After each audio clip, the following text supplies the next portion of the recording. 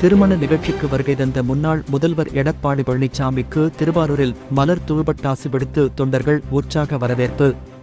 தமிழக முன்னாள் முதல்வரும் அனைத்திந்திய அண்ணா திராவிட முன்னேற்றக் கழகத்தின் பொதுச் செயலாளருமான எடப்பாடி பழனிசாமி நாகப்பட்டினத்தில் நடைபெறவிருக்கும் முன்னாள் அமைச்சர் ஜெயபால் இல்ல திருமண விழாவில் கலந்து கொள்வதற்காக இன்று வருகை தந்தார். முன்னதாக சேலத்தில் இருந்து தஞ்சாவூர் வருகை தந்த அவர் அங்கு ஒரு திருமண வரவேற்பு நிகழ்ச்சியில் கலந்து கொண்ட பின்பு தரைவழி மார்க்கமாக திருவாரூர் வருகை தந்தார்.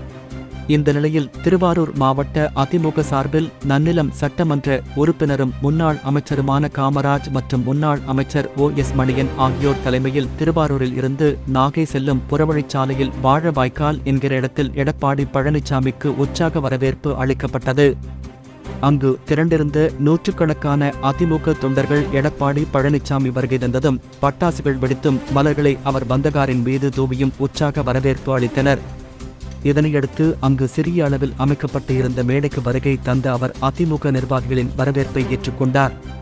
திருவாரூர் மாவட்ட அதிமுக நிர்வாகிகள் அவருக்கு சால்வை அணிவித்தும் பூங்கொத்து கொடுத்தும் வரவேற்பு அளித்தனர். சிலர் அவரது காலில் விழுந்து ஆசி பெற்றனர். தொடர்ந்து தொண்டர்களின் வரவேற்பை ஏற்றுக்கொண்ட அவர் மீண்டும் அங்கிருந்து புறப்பட்டு நாகையில் நடைபெறும் திருமண நிகழ்ச்சியில் கலந்து கொள்வதற்காக சென்றார்.